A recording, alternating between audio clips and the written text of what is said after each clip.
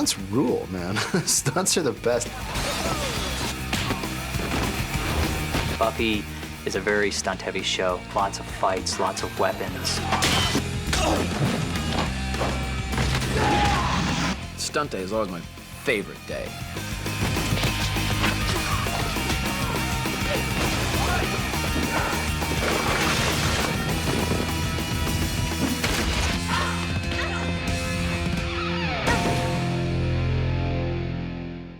Anything that consists of physical activity that could be dangerous to the average person, I consider that a stunt. John has a tough job. In a way, he's an extension of the writers, because they have to come up with something new every week. And John does too, because the pacing of this show and a lot of its appeal comes from its physicality and comes from its action sequences.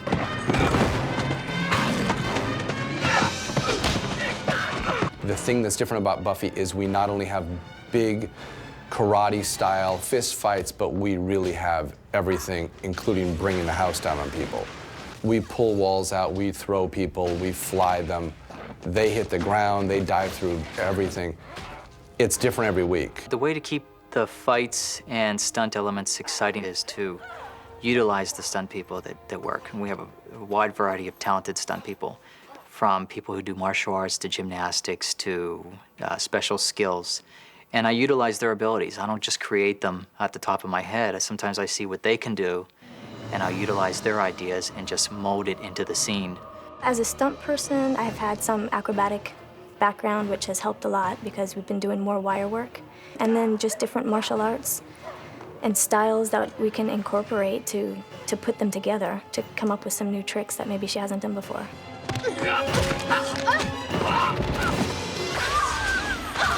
I've been able to learn and experience some new things like air rams, which was a lot of fun.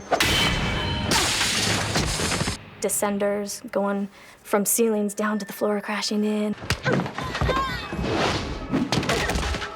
Well, a lot of times it's a lot of fighting, so when we get to do those bigger ones, it's a lot of fun.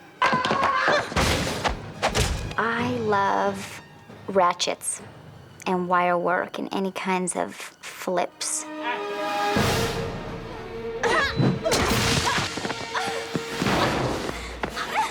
My background is in gymnastics, so that style tends to come in a little bit.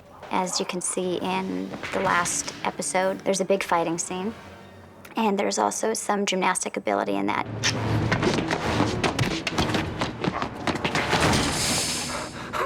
There are people surrounding me, including Steve Tartaglia, who are absolute masters of the craft of mayhem. I just love the fights. When they yell action, it's just like a boxing match. When the bell goes ding, you just enter the zone. And it's that zone that I think every athlete or actor even lives for. When there's a cut and you know you've nailed a good fight and everything is sold and they look at the playback on the monitor and everything is perfect, feels good.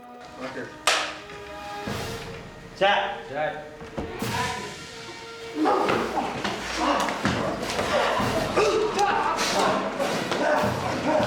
I don't go about creating a fight style. I look at James. I see how he moves. I take the cues from there, starting with his character and his shoulder jaunt. And just really trying to pay attention to that body language, which sort of helps to dictate the feel of the fight. So try to keep that in mind while working up the choreography with John, with the stunt coordinator. So when James does it, everything matches and blends seamlessly. He's the guy teaching me the moves.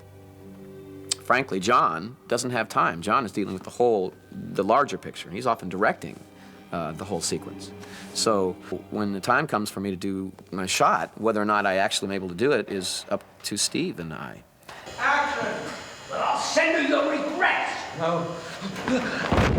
Steve is an absolute maniac, though. Steve is a secret weapon. He'll face plant from 8 feet for the gift. From 8 feet up, he took a horizontal face plant into 3 foam bricks. And that was on this stage, which is just concrete, man. I basically launched myself off of a platform and tried to sell what looked like the perfect belly flop onto concrete.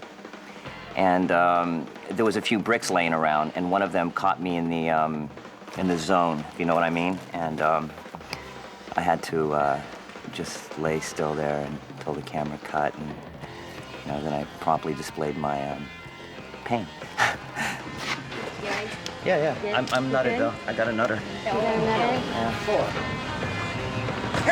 Yeah. This is me. Hi. Hello. He's not my stunt guy. Steve is Spike, as am I. As is Joss, as is Doug Petrie, as is David Fury, as is Stephen McKnight, and everybody else who writes for him. We have a great stunt coordinator in John Medlin, and we know we can rely on him to come up with interesting stuff. At the same time, sometimes we're very, very specific about the stunts because they're part of the story. Sometimes we know, we need a fight here. Give us a fight. Show us what you got. That's too much. Lose that. Keep that. And sometimes it's, this fight has to represent something very specific. So we need this kind of movement from Buffy, this kind of movement from Spike. So it varies how much we use the coordinator up front and how much we put in the script. In a production meeting, I'll read the script, and we'll see something like Buffy falls back after being blasted by a magical power blast of one of the demons. In that case, we'll figure out how big the blast is going to be.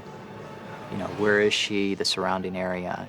Is she capable of doing it? Is she capable of falling back? Because there are ways of cheating the stunt for her to be safe. Like in a close-up shot, someone could be behind her and spotting her, or we could put down a nice section of pads behind her so she can actually do it. And then we'll save the wide shot for the actual stunt person to really take a nice hard hit on the ground and sell it that way. So it all depends on the scene itself and who the actor is performing the stunt, and consulting with them and making sure everything is going to be safe. Riley? Buffy, what are you doing here? My job? Well, I just thought you were in the North Sector. Watch out! The physicality of the role and the job in general was something I like to do.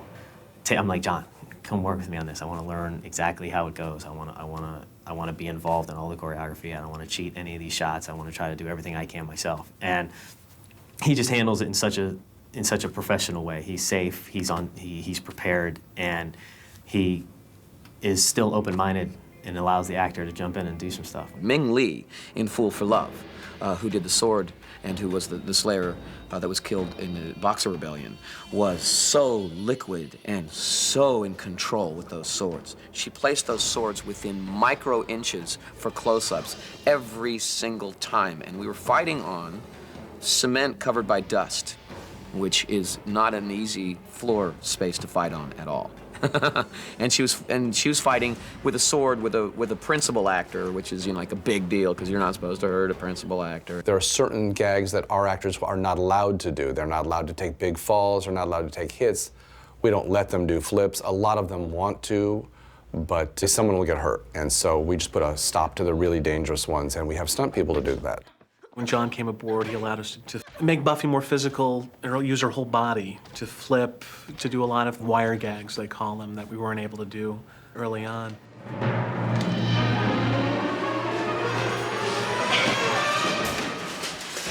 Those are really nice shoes.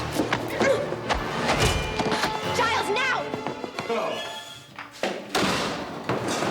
The most exciting and thrill-type stunts that we've done, exciting for us to do, was the horse chase scene with the Winnebago. It's where we had a bunch of night-type characters chasing the Winnebago full of the Scooby Gang inside, and once they caught up to the Winnebago, they had to climb on top. Buffy jumps on top of the Winnebago, pulls out the sword after defeating one of them and kicking them off the top, and you have a nice ground hit. And of course, we're moving at good speed, so there's a lot of dangerous elements there.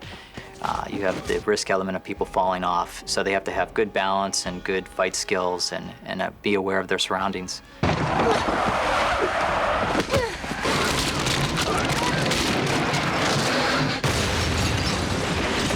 The trick to directing stunts is to keep everything moving. We try and go handheld with these things as much as we can. John and the director will go down and walk through the stunts, try and choreograph everything we can ahead of time, try and plan where the gags will be, which are people being pulled up on wires or being launched off of air rams or some specific gag that special effects will rig.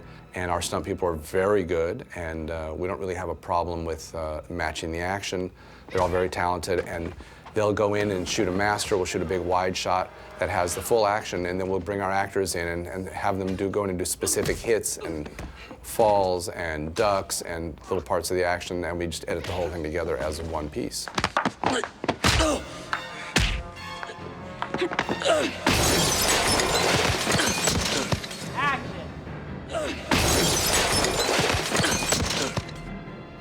Rolling, rolling. And 3, 2, 1, dirt, drop. Good. Howdy, that was an A+. Thumbs up? Thumbs up, all clear. Okay.